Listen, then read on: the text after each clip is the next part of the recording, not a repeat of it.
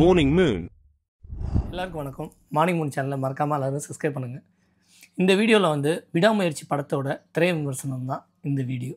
அதாவது திரைப்படங்களை விமர்சனம் பண்ணுறதுங்கிறது நிறைய விமர்சனங்கள் வீடியோ வந்து யூடியூப்பில் பதிவாகிட்டு தான் இருக்குது. எல்லோரும் நம்ம பார்த்துட்டு தான் இருக்கோம்.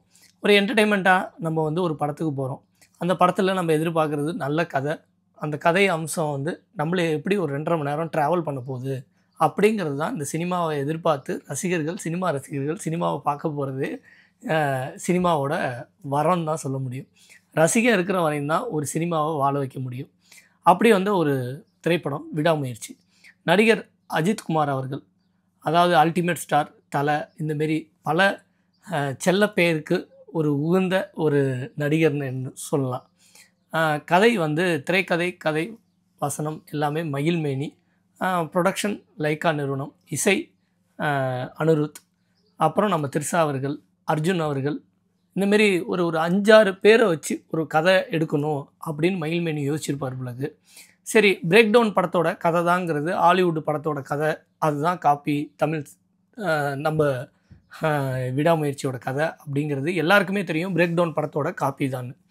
அதாவது பிரேக் டவுன் படங்கிறது ஒரு ஆங்கில திரைப்படம். அந்த பிரேக் டவுன் படத்தில் வந்து எப்படியெல்லாம் இருந்ததோ அதை வந்து கொஞ்சம் ஒரு மாற்றம் தமிழ் ரசிகர்கள், தமிழ் சினிமா ரசிகர்களுக்கு கொஞ்சம் மாற்றமாக நம்ம மகிழ்மேனி அவர்கள் பண்ணியிருக்காருன்னு சொல்லலாம். ஃபஸ்ட்டு நம்ம வந்து கதையை பார்ப்போம்.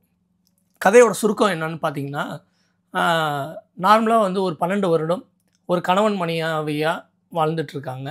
அதாவது கணவன் மனைவியாக வாழும்போது அவங்களுக்குள்ள கருத்து வேறுபாடு மூலமாக திரிஷா அவர்கள் அவங்க அம்மா வீட்டுக்கு போகிறாங்க. அவங்க வந்து அவங்க அம்மா வீட்டுக்கு போகும்போது ஒரு கணவனாக அஜித்குமார் அவர்கள் நம்ம கடைசியாக நம்ம வந்து அஜர்பான்லேருந்து ஒரு இடத்துக்கு நம்ம ஒரு 9 hours கார் டிரைவில் நானே உன்னை கொண்டாந்து விட்றேன் அப்படிங்கிறாரு. அப்போ கொண்டாந்து விடும்போது மனைவியை கடத்திடுறாங்க. கடத்தின பிறகு ஒரு கணவன் எந்த அளவுக்கு ஒரு பதட்டமாக ஒரு மனைவியை தேடுவாரோ அந்த ஒரு நடிப்பை நம்ம அஜித்குமார் அவர்கள் வெளிப்படுத்தியிருக்காருன்னு சொல்லலாம். அந்த ஒரு பதட்டத்தோடு தேடும்போது மீதி கதை வந்து மனைவியை அவர் கண்டுபிடிச்சாரா, எப்படி வந்து கடத்தல்காரங்கள்ட்டேருந்து மீட்டாரா மனைவியை, அப்படிங்கிறது தான் இது ஒரு கதை சுருக்கம். இதுக்கப்புறம் படத்தில் வேறு என்னப்பா இருக்குது அப்படின்னு நீங்கள் கேட்கலாம். அதாவது படத்தில் வந்து ஒரு இளமை தோற்றம் உள்ள அஜித்குமார் அவர்கள் ஃபஸ்ட் ஹாஃபில் நம்ம பார்க்க முடியுது. அந்த இளமை தோற்றம் ப்ளஸ் ஒரு காதல் வசனம், ஒரு காதல் மன்னனாக இருந்த அஜித்குமார் தோற்றத்தை வெளிப்படுத்தியிருக்காரு நம்ம மகிழ்மேனி அவர்கள். அதுக்கு வந்து டைரக்டருக்கு ஒரு ஹேண்ட்ஸ் ஆஃப் கண்டிப்பாக சொல்லி ஆகணும். ஆனால் இதுக்கப்புறம் அந்த ஒரு இளமை தோற்றத்தில் இருக்கும்போது ஒரு இளமை துள்ளலாக ஒரு சாங்கும் கொடுத்துருக்காரு அனிருத். அது இந்த படத்துக்கு ஒரு மிகப்பெரிய ஒரு ப்ளஸ்ஸாகவே இருக்குது. நிறையா நம்ம ரீல்ஸ்லேயே பார்த்துருப்போம். அதுக்கப்புறம் பார்த்திங்கன்னா அந்த இளமை தோற்றத்தில் வரும்போது அந்த காதல் வந்து படத்தில் நிறைய யதார்த்தமான ஒரு ஃபைட் சீக்வன்ஸ்லாம் இருக்கும்போது ஏன் காதலை மட்டும் கொஞ்சம் யதார்த்தமாக வைக்கலை, ஏன்னா இடையில கொஞ்சம் ஒரு நகைச்சுவை வச்சுருந்தா கொஞ்சம் நல்லா இருந்திருக்குமோ, ஏன்னா ஃபஸ்ட் ஆஃப் ஃபுல்லாக கொஞ்சம் ஸ்லோவாக போகிற மாரி நம்ம தமிழ் ஆடியன்ஸ் ஃபீல் பண்ணுறாங்க. மேபி மகிழ்மேனி அவர்கள், டைரக்டர் அவர்கள் அடுத்த படத்தில் நீங்கள் யோசிக்கும் போது ஒரு காதல் பொசிஷன் வைக்கும் போது ஒரு போர்ஷன் வைக்கிறீங்கன்னா அதுக்குள்ளே ஒரு நகைச்சுவை நடிகரையும் உள்ளே திணிச்சு ஒரு 5-6 ஃப்ரெண்ட்ஸோடு அவர் வந்து ஒரு ட்ரிப்பு போகும்போது காதலியை பார்த்து அவருக்கு காதல் தோன்றதா, அந்தமாரி ஒரு விஷயத்த ஒரு யதார்த்தமாக பண்ணியிருக்கலாமோ அப்படிங்கிறது தான் தமிழ் சினிமா ஆடியன்ஸோட ஒரு சஜெக்ஷனாக இருக்குது. மேபி நெக்ஸ்ட் மடத்தில் அவர் வந்து ஆடியன்ஸ்கிட்ட கேட்டிருப்பார். ஒரு ஃபீட்பேக்கு கண்டிப்பாக எல்லோரும் சொல்லியிருப்பாங்க. ஏன்னா அந்த ஒரு போர்ஷன் தான் வந்து ஒரு போர் போர்ஷனாக போயிடுது. ஏன்னா அது ஃபஸ்ட்டு எடுத்தோன்னே இவங்களுக்கு ஒரு யதார்த்தமான ஒரு காதல் மாரியே படத்தில் வந்து சொல்கிறாங்க. ஆனால் அது ஒரு யதார்த்தமானதாக இல்லை அப்படிங்கிறது ஆடியன்ஸ்க்கு ஒரு ஃபீல் ஆகுது. அப்புறம் அவங்க 2 பேரும் காதலிக்கிறாங்க. காதலிச்சுட்டு ஒரு 12 வருடம் குழந்தை இல்லாததால் பிரியிறாங்க. பிரியும் போது ஒரு கருத்து வேறுபாடால் பிரியும் போது அவங்க வந்து ஒரு ட்ராவல் பண்ணுறாங்க. லாஸ்ட்டு ஒரு நாள் அவங்க அம்மா வீட்டுக்கு கொண்டு போய் விட போகிறாரு அஜித். அந்த டயத்தில் அதாவது ஒரு பாலைவனத்தில் ஒரு ஒரு ஒரு நாட்டிலேருந்து போகும்போது என்னென்ன நடக்குதுங்கிறத நல்ல அந்த ஒரு விஷயம் வந்து ஒரு ஹாலிவுட் படத்துக்கு தகுந்தாப்பில் ஒரு சால்ட்டு பெப்பரோட அஜித்தோட லுக்கு. அது மட்டும் இல்லாமல் அதாவது இளம் நடிகர்கள் கூட ஒரு மாசான நடிகர் அடி வாங்குவாரா, அப்பாவியாக நடிப்பாரா அப்படிங்கிறது ஒரு டைரக்டர் சொல்லி ஒரு கதையை வந்து ஒரு மிகப்பெரிய ஒரு மாசான ஹீரோ இறங்கி வந்து நடிச்சிருக்காருன்னா அது வந்து நடிகர் அஜித்குமார் அவர்கள் மட்டும்தான் பண்ண முடியும். வேறு யாராலையுமே பண்ண முடியாது. ஏன்னா எல்லாமே இளம் நடிகர்கள். அவங்களுக்கு கீழே அடி வாங்கிட்டு யதார்த்தமாக அந்த ஆக்ஷன் சீக்வன்ஸை காமிச்சிருக்கிறது நடிப்புக்கு ஹேண்ட்ஸ் ஆஃப் இட். அது வந்து தல ரசிகர்களுக்கு மட்டும்தான் இதை வந்து என்ஜாய் பண்ண முடியும். அப்படி பார்த்திங்கன்னா பொதுவான ரசிகர்களும் இந்த படத்தை வந்து ரசிக்கும் தன்மையாக எடுத்திருக்காங்கன்னு சொல்லலாம். ஏன்னா அந்த கோரியோகிராஃப், அதாவது ஒரு கேமராமேன் கோரியோகிராஃப் வந்து சாங்ஸ்லாம் வந்து பயங்கரமாக அவரை வந்து ஒரு இளமை தோற்றத்தோட அந்த டான்ஸ்லாம் வந்து நல்லா இருந்தது. அதேமாரி கேமராமேன் வந்து ஒளிப்பதிவாளர் அசர்பைஜானை வந்து ஒரு அழகானது ஒரு தோற்றத்தில் அந்த நாடை வந்து காமிச்சிருக்கிறது மிகப்பெரிய ஒரு விஷயம். ரசிகர்கள் வந்து இந்த படம் வந்து இங்கே எடுத்தால் மட்டும்தான் இந்த படத்தை வந்து ரசிச்சிருப்பாங்க. வேறு எங்கே எடுத்திருந்தாலும் ரசிச்சிருக்கிறதுக்கு வாய்ப்பே கிடையாது. ஏன்னா பாலைவனம் சுற்றிலும் வந்து ஒரு பாலைவனம், யாருமே இல்லாத பூமி.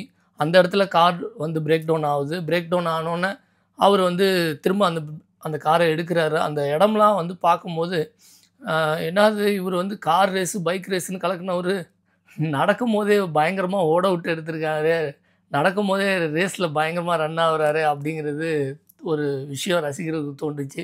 ஏன்னா வெளிநாட்டுக்காரங்களோட ஃபைட் பண்ணுறது இந்த படத்தோட மெயினான ஒரு ஹைலைட்டே வந்து காருக்குள்ளே ஒரு சண்டை. அந்த சண்டை தான் வந்து இருக்கிறதுலே ஒரு அட்ராக்ஷன். அது தேட்டரில் பார்க்கும்போது ரசிகர்கள் நல்லா ரசித்து பார்ப்பாங்க. அந்த ஃபைட் சீக்வன்ஸ் வந்து இந்த படத்துக்கு வந்து மிகப்பெரிய ப்ளஸ்ஸு. ஏன்னா காருக்குள்ளே ஃபைட்டா அப்படிங்கிறது யோசிக்க வைக்குது. அதுலேயும் த்ரில்லராக அவரை வந்து ஒரு கல்லில் இடிக்கிற மாரி கொண்டு போகிறாங்க. அதுக்கப்புறம் உள்ளே இருந்துக்கிட்டு ஒரு கத்தியை வச்சே ஒரு 3-4 பேரை தாக்குறது. இது எல்லாமே வந்து ஒரு யதார்த்தமான ஒரு மனிதன் வந்து எப்படி வந்து அவனே வந்து தற்காப்புக்காக எப்படி சண்டை போடுறான் அப்படிங்கிறத அந்த கேமரா வியூலேயே காமிச்சிருப்பாங்க. அந்த உள்ளுக்குள்ளே ஒரு 3-4 பேருக்குள்ளே ஒரு சண்டை நடக்கிற ஒரு சீக்வன்ஸ் தான் அந்த படத்தோட ப்ளஸ்ஸு. படத்தோட மைனஸே வந்து ஃபஸ்ட் ஹாஃபில் கொஞ்சம் ஸ்லோவாக போகிறது மட்டும்தான்.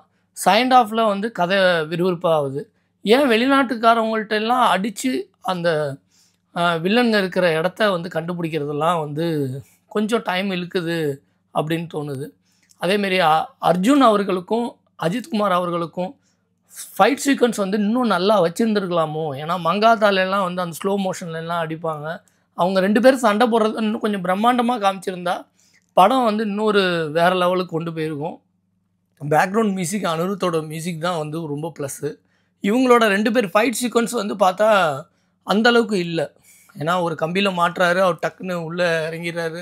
அது கொஞ்சம் நல்லா எக்ஸ்பேண்டாக அவங்க 2 பேர் ஃபைட் சீக்வன்ஸ் எடுத்திருந்தாங்கன்னா நல்ல ஷார்ட்டோட ஒருத்தர் எப்படி வந்து அது ஃபைட்டை வந்து நல்ல விதமாக காமிச்சிருந்தாங்கன்னா இன்னும் நல்லா அட்ராக்டாக இருந்திருக்கும்.